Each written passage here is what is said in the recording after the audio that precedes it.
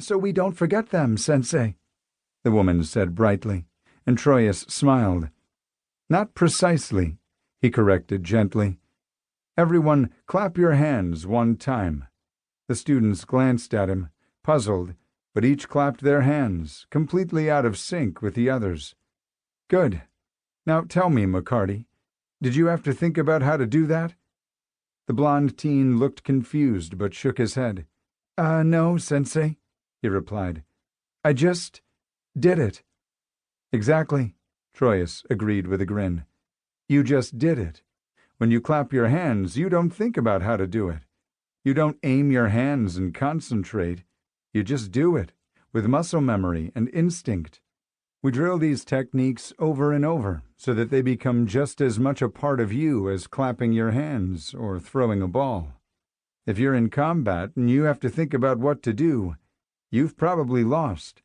There's no time for that. You have to stop thinking and just be. Allow your mind and body to do what you've trained them to do.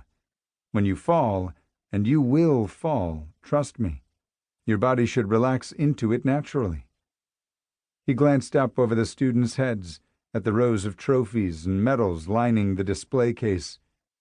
It's said that it takes 10,000 hours to become a master at something, he told them. If you practice an hour a day, that's almost 30 years. When you think of it that way, 6 months isn't very much, is it?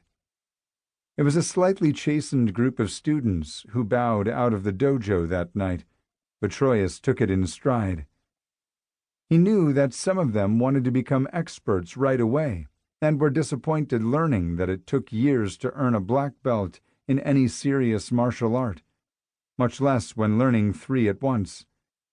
Those usually dropped out after a year, figuring they'd learned enough to get by. He was okay with that. The ones who stayed more than made up for the dilettantes who left every couple of months. They're a pretty good group, aren't they, Sensei? His senpai asked, helping him pack up the grappling dummies and striking targets. I'll tell you in 6 more months, Troias snorted. They've got decent potential, though. A few of them are too impatient, but I think most will last the year, at least.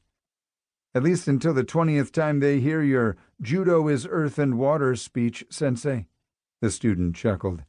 That's usually when they start heading out the door. Troias barked a laugh.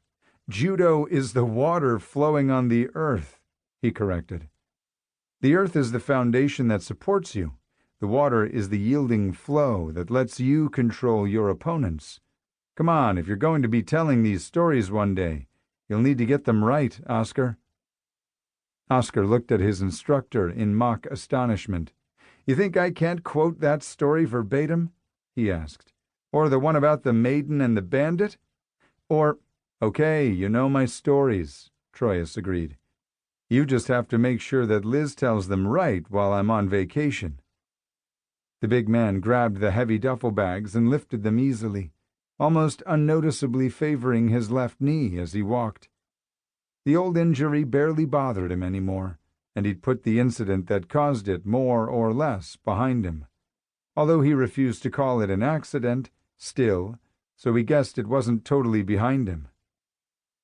I still don't get why you always drive all the way to the UP each year.